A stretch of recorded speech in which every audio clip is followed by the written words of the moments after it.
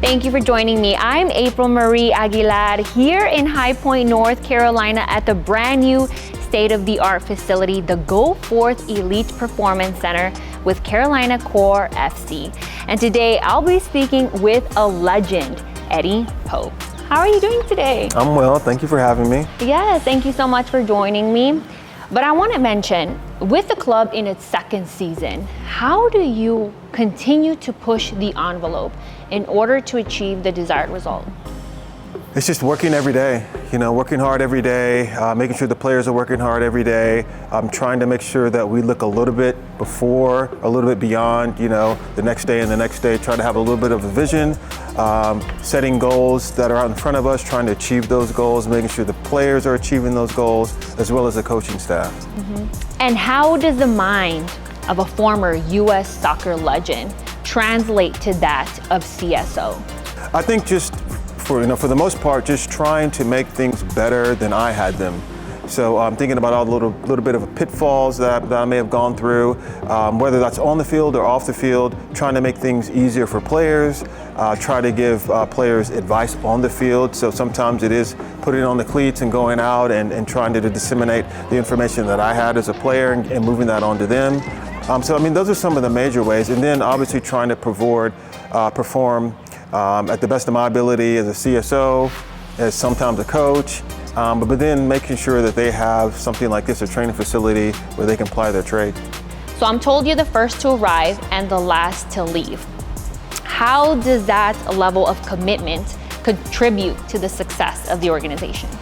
Yeah, I think just making sure that I'm setting an example for our coaching staff and our players. Sometimes the players leave after me, sometimes they're here before me, same thing with the coaching staff. But I think that something like that can be contagious. I think it's important, especially when a club like this is in the second year. We're just getting started. So we need to make sure that at a minimum, we're working as hard as we possibly can. And I just recently visited the National Soccer Hall of Fame, where you've been inducted. Despite that, you seem like a very, very humble individual. So how does somebody at your level stay so grounded?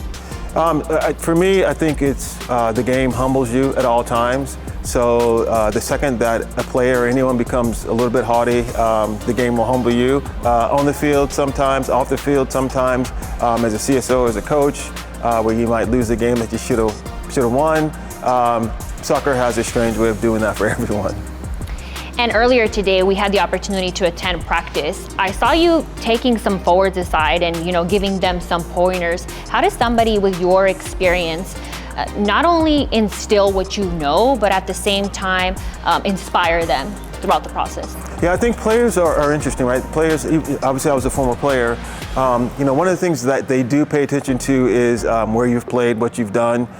So I think, we've as a coaching staff and myself, we've checked that box. Our players are very attentive. They're like sponges. They like to listen. At the MLS Next Pro level especially, that is a developmental league. So players are trying to develop, and it's our job to make sure that we're helping them through that process. So I try to take some of my past experiences, some of the things that I've gone through, like I was working with a forward, so I'm trying to tell him, hey, here are the things that I don't like that forwards do as a defender, and making sure that he understands those and that those are just options for him to choose from. He's not a robot, but just trying to help him unlock other defenders. And so we try to pull guys aside at times and work with them.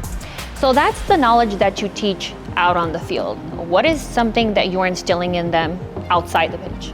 I think so. For us, one of the things that we do have is a player development program where we will teach them, how to handle their finances. We have them, our captains and a couple of other players, going through a leadership course through a company that works with the club. Sometimes we'll do some fun things like cooking courses because they're young. Right. Most of them are bachelors, so to help make sure they're eating properly when they have the opportunity to cook for themselves. So we try to do some fun things off the field as well. And then I just think tactically, a lot of them are super young. The game changes so quickly that we try to sit down with them and help them understand tactically, not only just the game in general, but especially what we're trying to do. At this point in time in your career, what is something that you ultimately hope to be remembered for? That's a good question. I think just someone who worked hard, someone who believed in U.S. soccer, American soccer, someone who's wanted to really help grow the game here. Especially now being in the position that I'm in and helping to develop youth players and push them onward to MLS and hopefully the national team and maybe even other national teams, moving them on to Europe as well, but especially growing the game here in the United States. Awesome. Well, thank you so much. I appreciate the time. Thank you so much.